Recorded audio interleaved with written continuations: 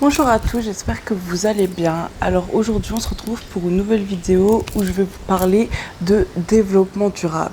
Je sais que ce mot peut évoquer quelque chose de très ennuyeux, très chiant et parfois qui sert à rien, mais tout au contraire, c'est grâce au développement durable que le continent africain va se développer. Donc c'est pour ça qu'il faut qu'on investisse à fond dans le développement durable et ça commence par la manière de gérer nos entreprises et tout ce qui est l'écosystème de nos entreprises qui est créatrice de valeur en Afrique. Donc dans cette vidéo, on va pouvoir voir les 3 types de développement durable et comment l'intégrer dans une entreprise qui est basée en Afrique ou qui travaille pour des personnes vivant en Afrique.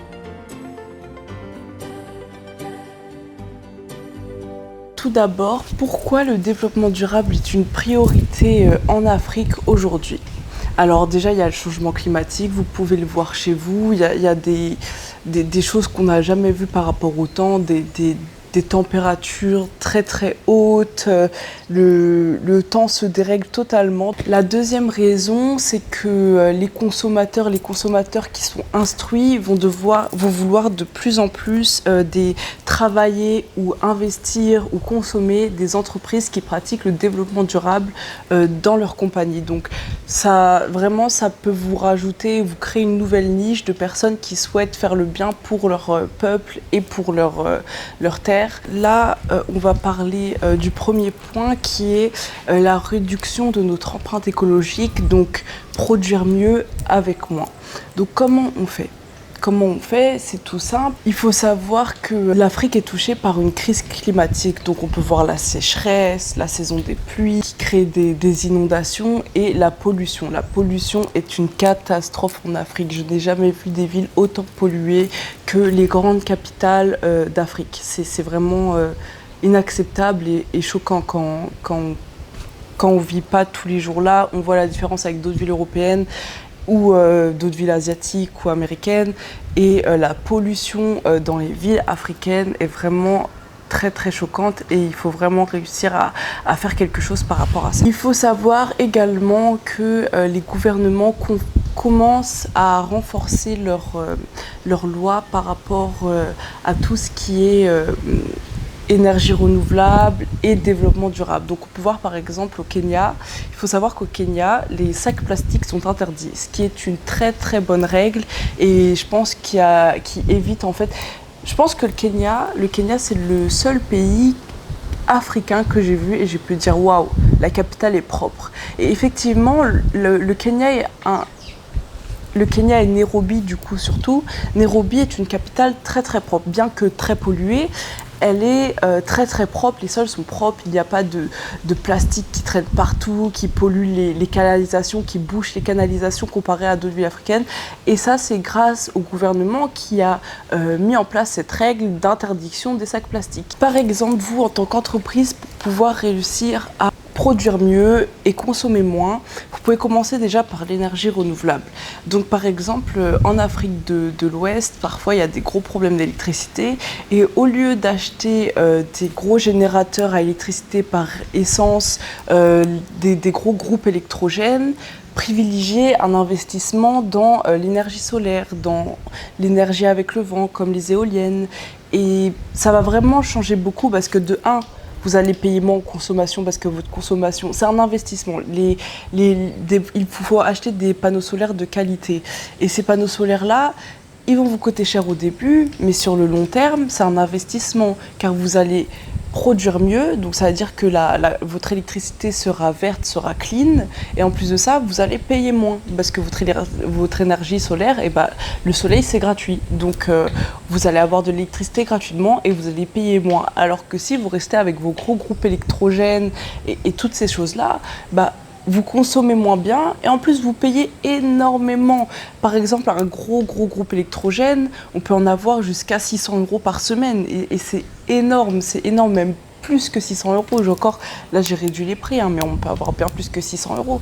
Et c'est pour ça que vraiment la consommation verte, c'est vraiment une opportunité en Afrique car On a tous, dans tous nos pays, on a des problèmes d'électricité et pour répondre à ces problèmes d'électricité, la consommation verte est une très bonne réponse, que ce soit pour le développement durable, pour vos portefeuilles et tout ce qui s'entoure. Ensuite, on a le fait de réduire les déchets et de les valoriser. En effet, quand par exemple moi je vais à Bamako, dans mon pays d'origine, les déchets, ils sont pas du tout valorisés, ils sont jetés par les fenêtres, ils sont par terre sur la route, il y a rien pour améliorer ça. Et ça, c'est un gros problème de pollution, que ce soit pour la faune, pour la flore, pour nous-mêmes, pour tout, c'est un gros problème. Et il faut réussir à pouvoir les revaloriser en faisant du recyclage, en travaillant avec des associations éventuellement. Si vous êtes une entreprise où vous produisez des biens, vous allez forcément avoir des déchets à la fin. Eh bien, travaillez avec une association de recyclage ou une entreprise de recyclage qui vient récupérer tous vos déchets pour pouvoir les revaloriser et en faire quelque chose qui va aider la société. C'est la meilleure chose à faire plutôt que les jeter, les mettre dans un sac poubelle qui sera jamais, au final, jamais récupéré par les fonctionnaires qui travaillent en tant qu'éboueurs et qui finiront par traîner dans la rue et pourrir l'environnement. Vaut mieux, même si vous payez, donner un peu plus d'argent et revaloriser vos déchets pour qu'ils ne finissent pas en fait dans la nature. Une chose qui peut être très très bien, c'est utiliser des matériaux pour vos emballages qui sont naturels et si possible locaux. Par exemple, on a cet exemple de cette entreprise Bondi, une entreprise sénégalaise qui crée des emballages à partir de fibres végétales locales. Donc cette entreprise va mettre en valeur à la fois des entreprises, des partenaires locaux, donc des femmes et des hommes travailleurs du Sénégal. Et en plus de ça, ils vont faire des emballages qui sont biodégradables, donc bons pour votre environnement. Donc ce qui serait vraiment bien, c'est de pouvoir travailler et collaborer avec des entreprises qui mettent en valeur les emballages biodégradables pour que vous puissiez les implanter dans votre entreprise. Oui, je sais que les emballages biodégradables ont un coût, mais comparer le coût d'avoir des emballages biodégradables, comparer le coût de détruire la nature et l'endroit où vous habitez. Il y a une grande différence et je pense que pour votre propre conscience, pour l'empreinte que vous allez mettre sur cette terre, réussir à changer vos emballages en plastique par des emballages biodégradables faits localement, c'est une super chose et il n'y a pas que la nature qui vous remercie. Ça, c'était l'impact environnemental du développement durable. Mais il faut savoir que le développement durable, c'est pas seulement l'écologie. Il y a d'autres choses qui viennent en jeu dans le développement durable, dont cette deuxième partie que j'aimerais parler, c'est l'aspect social du développement durable. Je pense que c'est mon aspect préféré, car l'aspect social, c'est comment on traite les gens, comment on travaille avec les gens. Et je trouve que c'est un aspect qui est très très intéressant. Comment faire pour que les personnes s'améliorent et grandissent. C'est vraiment un aspect très intéressant, car c'est grâce à cet aspect que le monde peut changer, car c'est grâce aux mentalités que le monde autour de nous pourra changer. Donc il faut d'abord passer par les gens et ensuite les autres choses viendront. Il faut savoir que dans votre entreprise, c'est hyper important de prendre en compte les gens. Et je sais que beaucoup d'entreprises en Afrique vont payer le salaire minimum à leurs employés car c'est légal, donc payer 100 € une personne car c'est légal, ne vont pas donner de formation, ne vont pas donner d'aide à côté, ne vont pas donner d'assurance, ne vont rien faire à part leur donner le salaire minimum et les traiter comme du n'importe quoi. On l'a vu, vous l'avez vu. On sait comment certaines entreprises, je ne mets pas toutes les entreprises africaines dans le même bateau et les entreprises ouest-africaines dans le même bateau, mais il y en a beaucoup qui ne savent pas comment bien gérer et traiter leurs employés, ce qui est une très mauvaise chose pour leur propre développement et le développement de leur pays. Une entreprise ne pourra jamais se former sans une main-d'œuvre en bonne santé, bien éduquée et heureuse. Une entreprise est prospère, une entreprise marche quand les employés se sentent bien et se sentent heureux, se sentent valorisés. Mais À part les employés, il y a aussi une entreprise durable. Elle doit aussi avoir un impact positif sur toute sa communauté et sur toutes les choses qui les entourent. Donc il n'y a pas que les employés, il y a aussi l'extérieur. Mais la communauté, c'est aussi la famille des employés. Des meilleures conditions de travail, ça réduit le nombre de personnes en turnover, le nombre de dépressions, et ça améliore les conditions de vie de toutes les personnes qui vous entourent. Si votre entreprise, mettons vous embauchez 20 personnes et que dans ces 20 personnes sont très bien traitées, ces 20 personnes vont être heureuses, donc elles vont bien traiter les autres parce que dans leur travail elles se sentent bien. C'est-à-dire que c'est comme un effet boule de neige. Si vous commencez à bien traiter les gens, les personnes en dessous de vous commencez à bien traiter les gens. Mais si c'est l'inverse et vous traitez mal les gens dans votre entreprise, vos employés, ils vont être malheureux et ils vont commencer à maltraiter les autres personnes autour d'eux.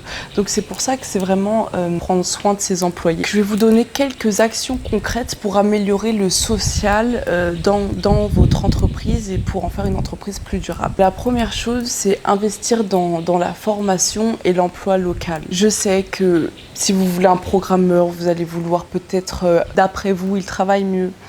Mais il ne faut surtout pas faire ça si vous voulez une entreprise durable. Par exemple, on a cette entreprise qui s'appelle Andela, qui est basée en Afrique de l'Est et en Afrique de l'Ouest, qui va former des développeurs web africains pour répondre aux compétences demandées sur le marché du développement et de la programmation.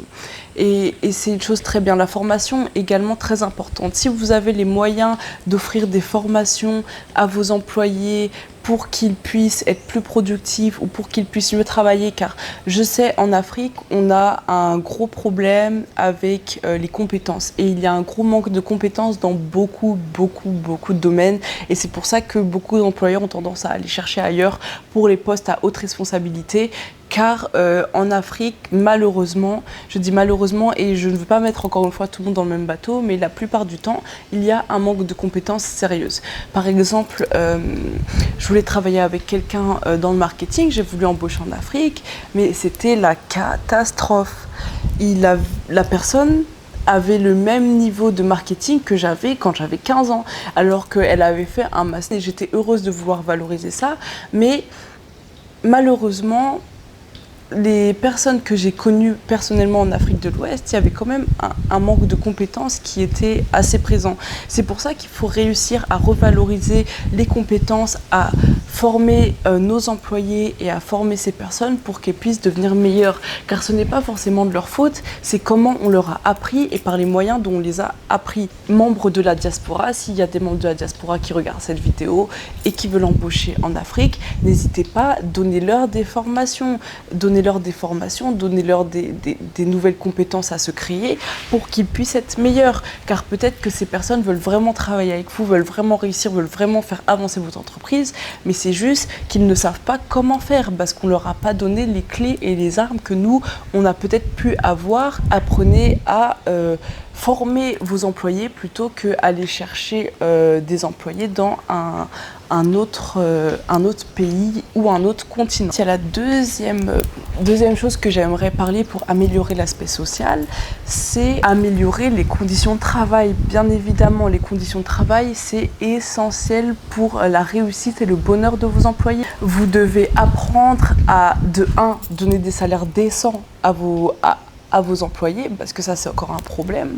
Moi, je ne citerai pas de nom, mais je connais une entreprise et je suis très proche de cette entreprise. Et cette entreprise va payer 60 000 francs CFA le mois à son employé.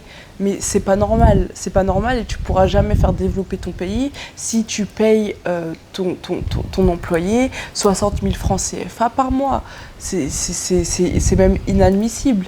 Après, je peux rien dire parce que c'est un aîné, donc je dirais rien, mais on ne peut pas se permettre de payer aussi peu nos employés parce que, soi-disant, c'est la norme dans notre pays. Il faut apprendre à revaloriser les salaires pour un meilleur travail et pour le bonheur de nos employés et pour qu'ils puissent qui survivent dans ce monde. Parce que si l'employé, il a 2 enfants, une femme, un loyer, il doit les nourrir, il doit tout ça, 60 000 francs par mois, c'est pas assez. C'est pas assez. C'est pas du tout assez, c'est pas normal. C'est inacceptable en fait comme salaire. Comment on peut donner ça à quelqu'un? Et même, vous savez très bien, on va dire les housekeepers de nos maisons en Afrique. Moi, je connais des gens, ils les payent 10 000 francs par mois. Est-ce que vous trouvez ça normal qu'on paye encore en 2025 10 000 francs par mois une femme qui travaille 24 heures sur 24 chez vous, soi-disant parce que c'est la norme, alors que vous gagnez des 4-5 millions par mois? Est-ce que vous réalisez à quel point il y a un problème et à quel point on doit réussir, nous, la nouvelle génération, à changer ces choses-là pour faire développer notre pays? Parce qu'on parle, oui, on veut faire développer nos pays, on veut faire développer nos pays, mais par contre, payer une femme de ménage 10 000 francs par mois, c'est normal. Malheureusement, je dois le dire, mais c'est de l'esclavagisme moderne. On ne peut pas payer quelqu'un 10 000 francs par mois, même... C'est pas assez et il faut vraiment que nous apprenions. La première chose qu'il faut faire, et pour moi la plus importante dans le développement durable et pour rendre votre entreprise plus verte, c'est la revalorisation des salaires, la formation, l'électricité. Il y a vraiment beaucoup de choses à faire et qui sont pas si compliquées que ça. Je sais que vous allez perdre un peu de profit, malheureusement vous allez perdre un peu de profit, mais au prix de quoi? Au prix du bonheur et de la santé de vos employés. C'est un prix qui n'est même pas... Ça vaut rien en fait. C'est pas que ça vaut rien, ça vaut tout. Plus que ça, parce qu'un employé en bonne santé, un employé heureux de travailler avec vous, il va pouvoir vous faire développer votre entreprise et vous donner une productivité que dans d'autres entreprises, il n'y a pas. Donc votre entreprise va peut-être innover, va faire de nouvelles choses parce que vos employés sont heureux de travailler avec vous car les salaires sont bien valorisés, il y a des formations, il y a des aides et on a vraiment besoin d'aider notre communauté pour la faire grandir. Une dernière chose que vous pouvez faire pour le social dans votre entreprise, c'est travailler et collaborer avec des communautés locales. Arrêtez d'acheter occidental, arrêtez d'acheter asiatique, arrêtez d'acheter américain, achetez africain, achetez ce qui vient de vos communautés, supportez ces personnes, donnez-leur le juste prix, n'essayez pas de marchander à tout prix le plus bas parce que vous savez qu'elles sont capables de vous donner un prix ridicule et dérisoire car elles en ont besoin. Supportez ces communautés. Vous pouvez aussi financer des projets associatifs ou d'éducation. Donc, par exemple, vous allez pouvoir l'afficher aussi pour votre marketing, c'est une bonne chose. Par exemple, vous dites 5% de votre profit revient à une entreprise qui aide avec l'éducation dans les campagnes ou une entreprise qui aide avec le recyclage ou n'importe quoi, mais essayez, vous pouvez faire cette petite chose, même si vous perdez peut-être 5, 2 ou 3% de profit. En fait, vous les perdez même pas, vous les investissez dans le futur de votre communauté et c'est magnifique en fait, c'est magnifique et moi je suis le genre de personne, si je vois qu'une entreprise de mon pays fait ce genre de choses, je vais directement aller acheter chez elle parce que je suis fière de supporter des entreprises qui, à leur tour, supportent des projets de développement du continent et de notre pays. Par exemple, il y a une entreprise qui s'appelle Afri Phyto Plus, il me semble, et qui travaille avec les agriculteurs et qui soutient à la fois les agriculteurs qui travaillent avec eux, mais qui investit dans leur parcours et dans ce qu'ils font.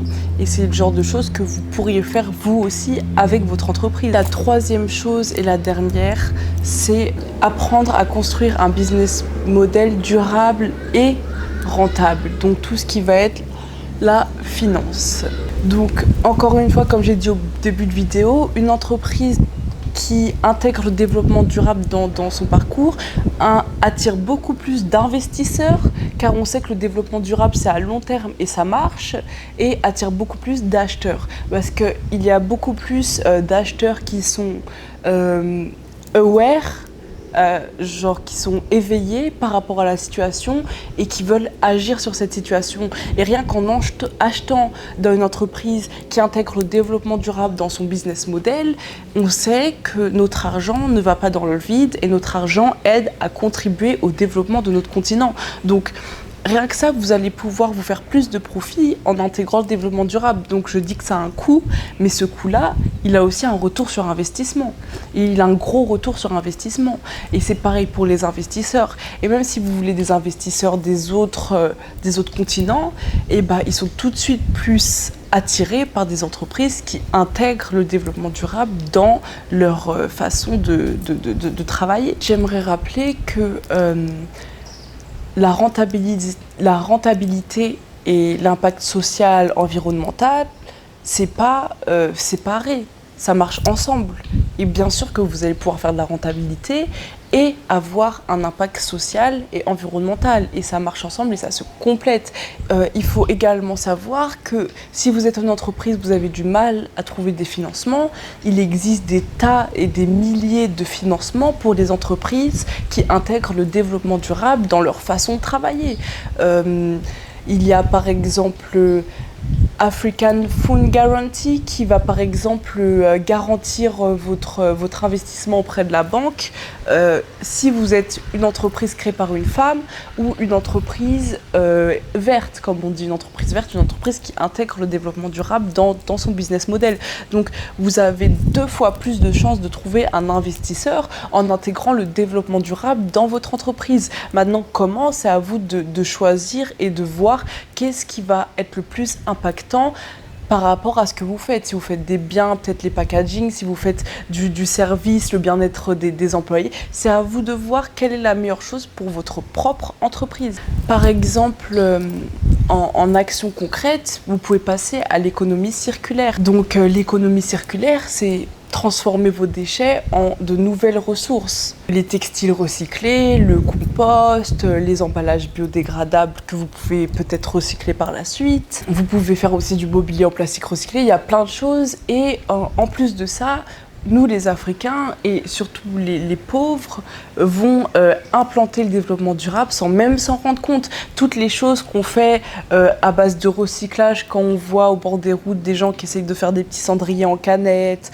ou plein de petites choses comme ça, les enfants qui vont jouer avec des pneus, toutes ces choses-là, c'est du développement durable sans même s'en rendre compte. Donc essayez d'agir consciemment en faisant de l'économie circulaire dans votre entreprise. Vous pouvez aussi adopter un modèle d'affaires qui va être durable et innovant. Par exemple, vous pouvez proposer des abonnements de services partagés pour par exemple réduire le gaspillage ou même réussir à faire un Too Good To Go africain pour ceux qui connaissent Too Good To Go. Ceux qui ne connaissent pas, c'est une sorte d'application où les entreprises s'inscrivent et quand à la fermeture il leur reste des restes ou des invendus, ils baissent les prix x2. Par exemple, au lieu que ce soit 10 €, c'est 4 € et les personnes viennent récupérer les invendus à un prix défiant toute concurrence. Et ça peut être très bien et ça soutient l'économie et la population, car les populations pauvres pourraient même consommer ces choses-là à un prix dérisoire car ça a été des invendus. Et vous, ça vous évite de gaspiller et de jeter. Donc ça peut être une très bonne idée de faire également un Too Good To Go africain. Et encore une fois, attirer des financements responsables, c'est très très important. Mais attention, par exemple, moi je sais, j'ai parlé avec une experte du développement durable ici au Kenya et elle m'expliquait que les banques avaient du mal à donner du capital aux entreprises à développement, pas les entreprises à développement durable, mais aux projets développement durable, parce que si ça marche pas, il n'y a pas forcément de garantie. Donc vraiment, quand vous avez une entreprise à développement durable ou des projets de développement durable, vous tournez vers des investisseurs spéciaux, c'est la meilleure chose à faire. Par exemple, on a Green Tech Capital Partner qui finance des projets et des entreprises vertes partout dans l'Afrique. Et ça, c'est une très bonne chose.